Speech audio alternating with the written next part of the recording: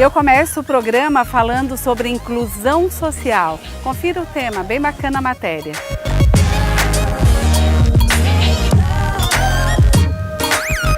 O nosso assunto de hoje é sobre inclusão. Eu já estou aqui com as professoras Lisandra e Mayra. E eu quero saber um pouquinho mais, e acredito que você também tem um interesse em saber, o que é inclusão social, Mayra? Bom, a inclusão, a gente tem que pensar que a inclusão é no todo, né? Seja a inclusão de um deficiente, seja a inclusão de etnias, de cor. Então a gente tem que dar o direito a todos a ter direito ao trabalho, ao lazer, à cultura, ao esporte, dando acessibilidade para essa criança. O exemplo, nós temos aluno cego, então a gente fornece acessibilidade de material em braille, fornece todos os recursos que essa criança necessita, seja um deficiente visual ou qualquer outra síndrome que a criança tem, uma dificuldade de aprendizagem. Então a gente dá os recursos necessários para essa criança ir para o mercado de trabalho preparada. Os professores hoje, eles estão capacitados para atender essas crianças? Nós não temos capacitação, tá? Então a gente encontra bastante dificuldade hoje ainda nas escolas, a gente percebe que muitos professores não estão capacitados, a questão da gestão muitas vezes não está preparada para atender um aluno, por exemplo, cadeirante, um aluno com deficiência visual, um surdo, porque nem sempre a gente tem a formação adequada. Então, é um exemplo meu que eu não domino a Libras. Então, de que forma eu vou atender um surdo se eu não domino a Libras? Então, essa formação sempre nós precisamos buscar por conta própria, porque nós não temos no ambiente escolar. Lisandra, o que é o AEE? O AEE é o atendimento educacional especializado oferecido pelo MEC e está inserido em várias escolas, né, da rede municipal e estadual.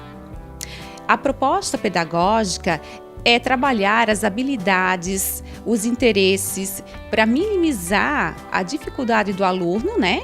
E fazer com que ele consiga se desenvolver e adquirir conhecimento.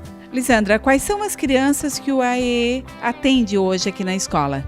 Na nossa escola, o AEE atende alunos da rede pública e privada. Os alunos, eles têm diagnóstico de deficiência visual, sendo baixa visão e cegos, né?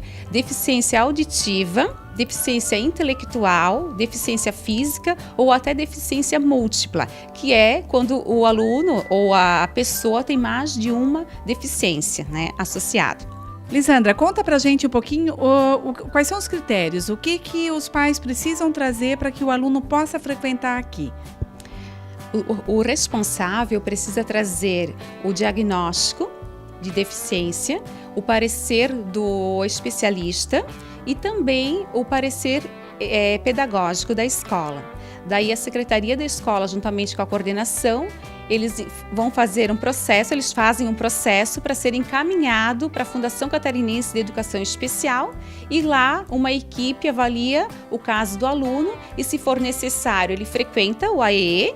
E também, se for um caso de deficiência intelectual, deficiência múltipla, né, autismo, o aluno ele tem a possibilidade de receber um segundo professor, né, ou um professor de apoio, de acordo com o decreto, que é 17.143 de 2017. Assim, o atendimento de AEE, ele é inquestionável a importância, porque ele dá um norte tanto para a família, né, de como agir com seu filho, e para a criança em si, né, de como se socializar, né, e oportunizando também que agregue melhor os conhecimentos que já são, apesar de não ser um reforço escolar, ele dá um norte para a criança de como agir em sala, de como agir até de uma maneira social, dentro da sociedade, né? Que a gente sabe que ainda não há uma aceitação num todo, a sociedade ainda tem um pouco de preconceito em relação à deficiência, que no caso da minha filha Larissa, que é deficiente visual, não há nenhum impasse, ela apenas não enxerga, mas ela consegue se comunicar normalmente, efetivamente, sem nenhuma barreira, né? Então é só o suporte do AEE muito importante nesse sentido, assim, né? E acrescentou muito para a evolução da minha filha. Só tenho a agradecer, sou muito grata às professoras que buscam, se especializam, que elas têm tanta vontade, tanto quanto nós, para a evolução dessas crianças, porque é para isso que elas trabalham, em função disso, para ver com que essas crianças sejam aceitas na sociedade, para ver realmente isso acontecer, essa inclusão sair realmente do papel, fazer fluir isso. porque eu sempre coloco assim, a minha filha não será nem a primeira e nem a última criança a ter algum tipo de deficiência. E isso tem que começar de nós, famílias, a gente tem que correr atrás, a gente não pode deixar essas crianças em casa, excluir elas, porque essa inclusão tem que acontecer no meio familiar. É nisso que eu acredito, é isso que eu busco para ela, porque para mim hoje o que mais importa é que a minha filha seja feliz. Hoje a gente passou um pouquinho do nosso tempo aqui no colégio para conhecer um pouquinho as crianças e as atividades que aqui acontecem. São muitas as atividades, né, Lisandra? Mas resume para mim um pouquinho algumas das principais atividades quando as crianças vêm aqui para o colégio. Sim, Nelly. Os alunos, eles desenvolvem várias atividades, né? Inclusive leitura e escrita braille, cálculo no aparelho Soroban, né? Atividades no computador, com programas sonoros, como o MacDaisy e o DOSVox. Atividades de desenhos em relevos, né? Eles aprendem a fazer leitura de desenhos em relevo e em texturas do livro didático. Os alunos com baixa visão, eles também desenvolvem a percepção visual.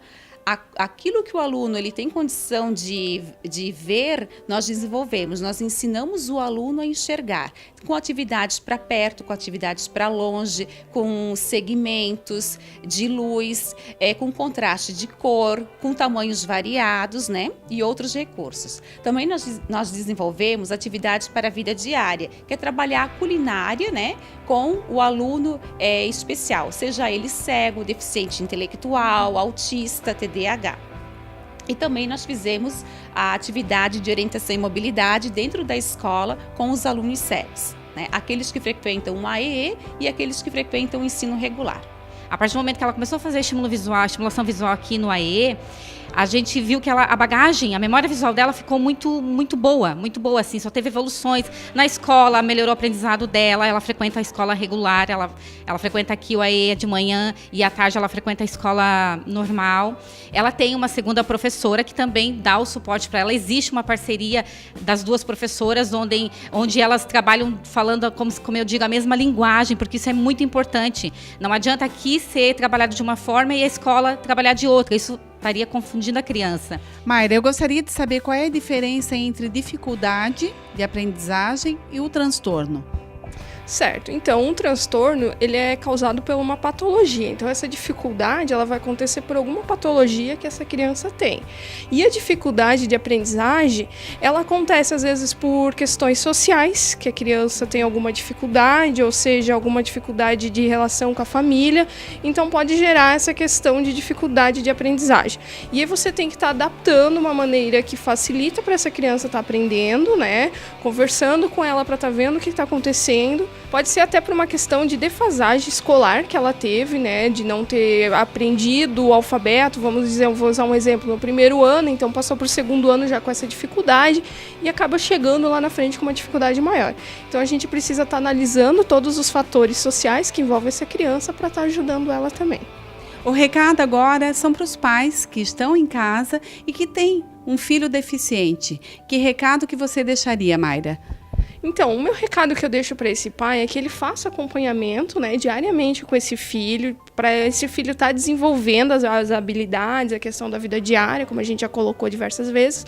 Busca um profissional qualificado, né, para ele estar ajudando com essa criança a desenvolver essas questões todas.